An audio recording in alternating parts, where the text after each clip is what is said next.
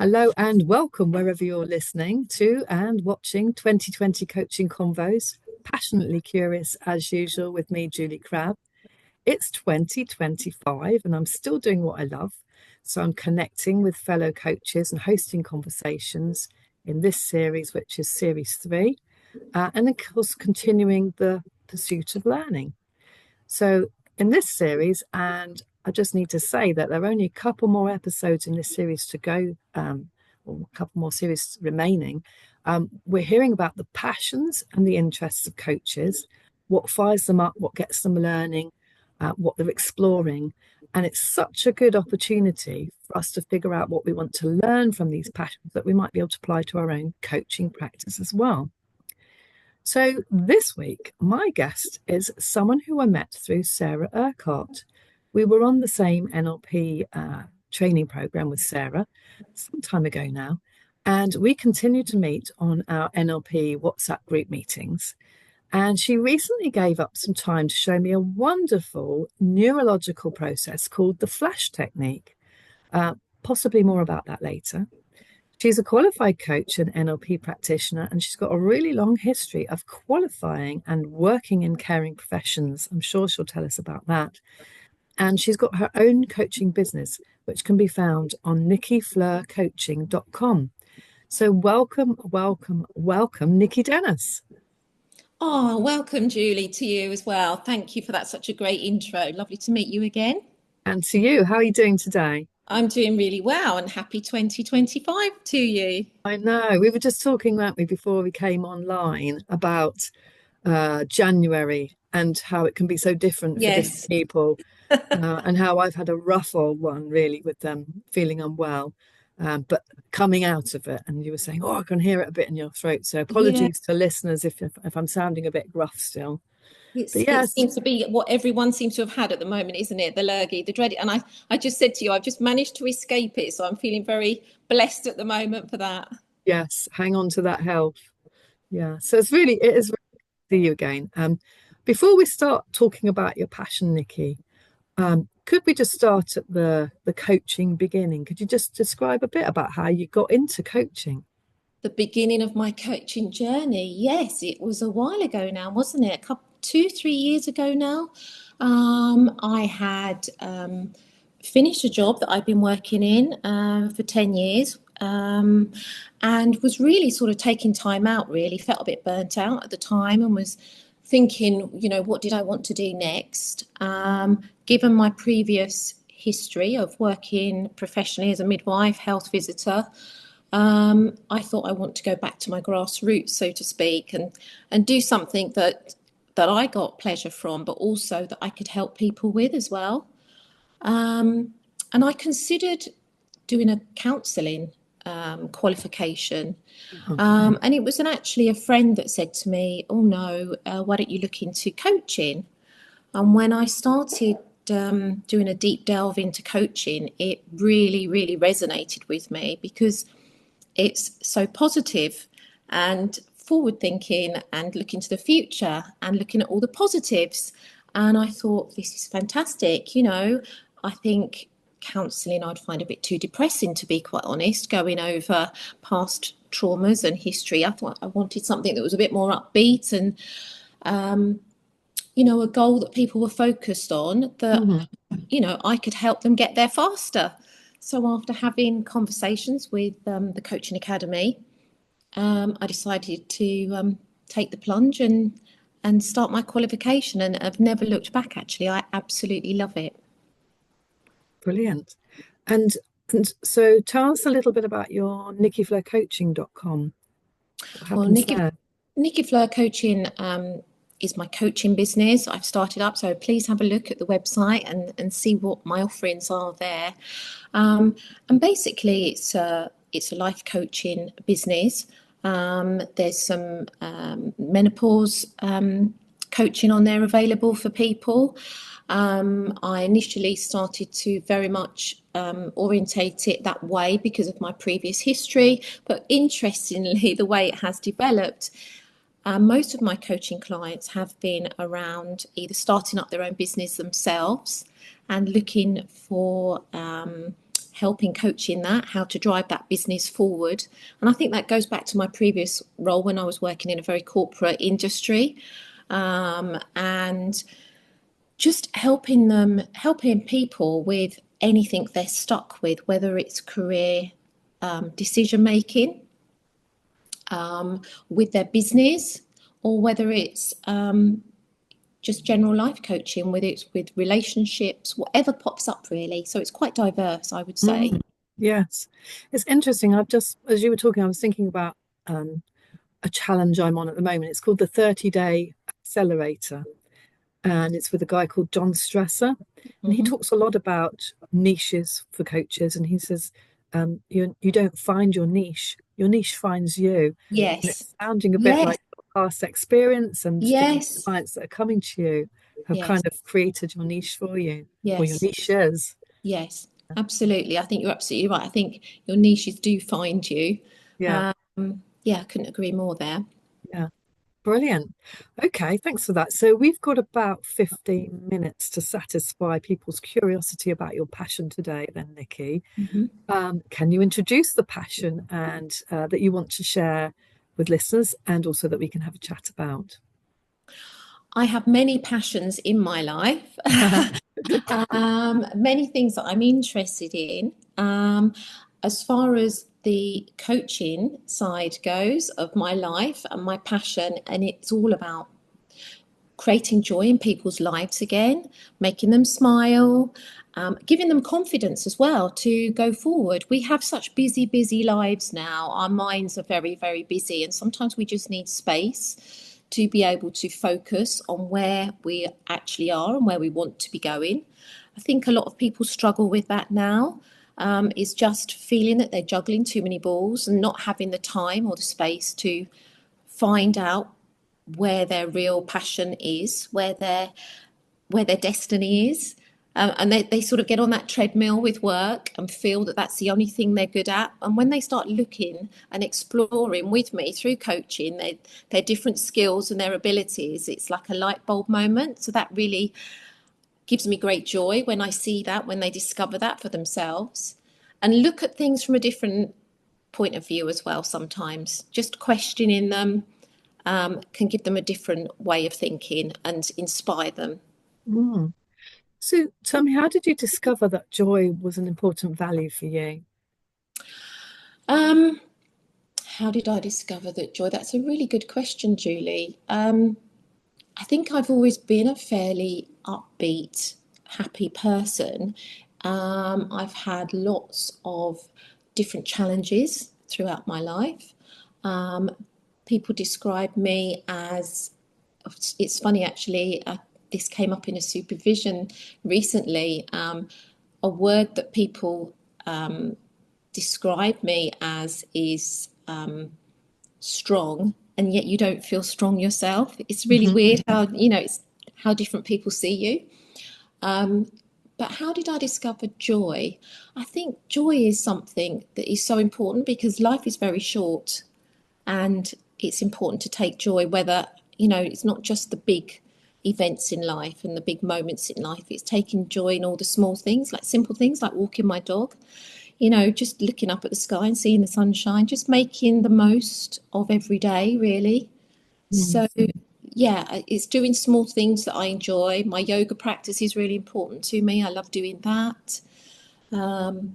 So, yeah, I think I just discovered it naturally, really, by taking time to slow down. I'd say that when I took time out of work and I had a period at home where I wasn't working, gave me the opportunity to really focus on myself for once. Mm. That's really important, isn't it? Mm. And you're talking about it, not joy, not just being in the big events. Sometimes some of the things that even we want to do become joyless because we're treating them like a task rather than finding the fun, finding the pleasure in Yes. doing it. And I think that's so important. And Now, finding joy in things that we're scared of as well. Sometimes one thing I've mm, learned is to say yes to more rather than hesitating and holding back because of being afraid. So, yeah, learning to try new things recently, this weekend, I did a cold water swim for the very first Oh, wow. time. Good for you. How was When that? it was -5 outside on Saturday morning, and I thought I must be absolutely bonkers. But Oh, again, I absolutely found joy in that. I absolutely loved it. We'll be doing it again. Um, and that would have been something, a few years ago, I'd have said, absolutely, that's not for me. I wouldn't have done that. So it is about just, taking the plunge, really. literally. Excuse the pun there. But yeah, literally taking the plunge and doing things, taking a deep dive into things that you've not tried before. And I don't know Yes. whether that's an age thing as well. As you get older, you just tend to think, right, I'm going to do this because life is too short not to. Whereas when you're Yes. younger, you perhaps put things on the back burner. I don't know. I just seem to be wanting to take more opportunities now. Good.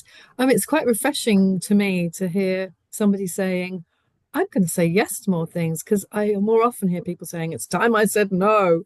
Mm. But I've heard you say a couple of times, life is too short. And Nikki, I know that you work in a hospice in your coaching practice and wellbeing practice as well. Tell us a bit, if you can, about um, how you find joy there. I find joy there. It's absolutely a lovely place to be. People, when you talk about hospice, immediately their faces drop and say, "Oh dear, how do you manage that?" But it's actually a place of great joy.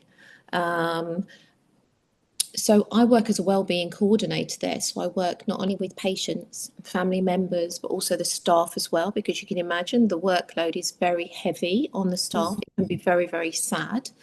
We get a variety of age of people there. So we see all walks of life. Um, my joy I get is I absolutely love meeting new people for the first time. I think that comes back to being able to make a connection with people very early on. Having to do that as a midwife and a health visitor when you meet people for the first time and you're a bit like a detective, having to ask different questions in different ways, adapting them to different personalities. So communication I've always enjoyed and felt quite relaxed in doing. I can connect with people quite easily. And so at the hospice, again, you're making very short term connections with people at a very desperate time of their lives, a very sad time of their lives. But we bring as much joy to those people's lives as we can in those last few days or weeks. So it is about doing simple things that they want you to do. It might be just simply taking them out into the garden to enjoy the sunshine and the views. We have amazing views there and gardens. And just spending time with them, listening to their life stories is so, so interesting, and they love to share that.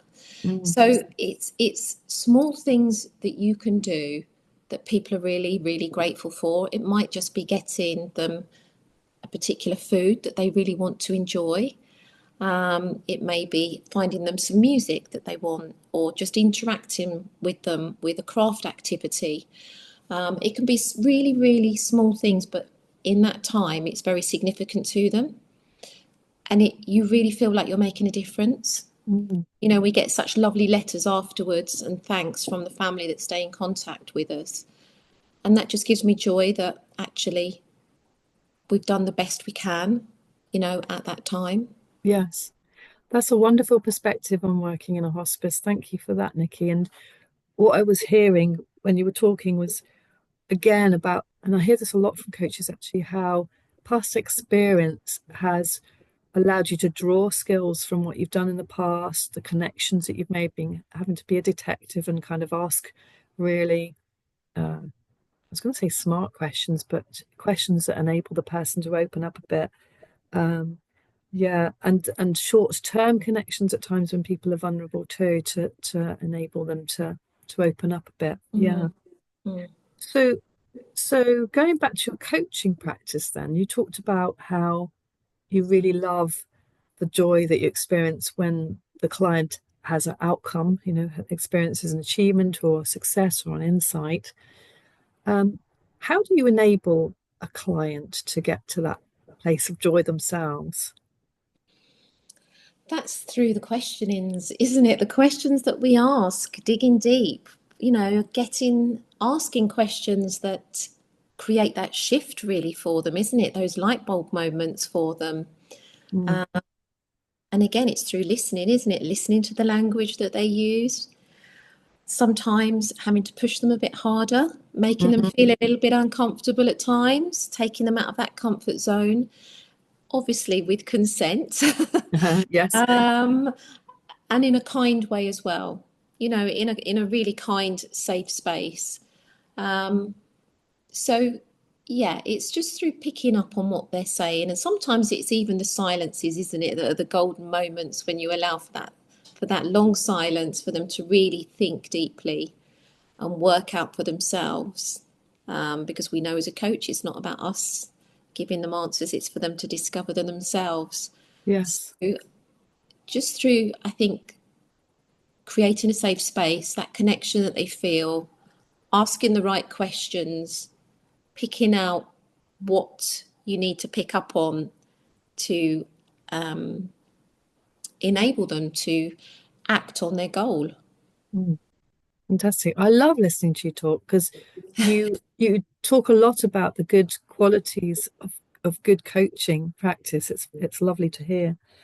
Yeah. So I'm going to throw this one at you and see what comes.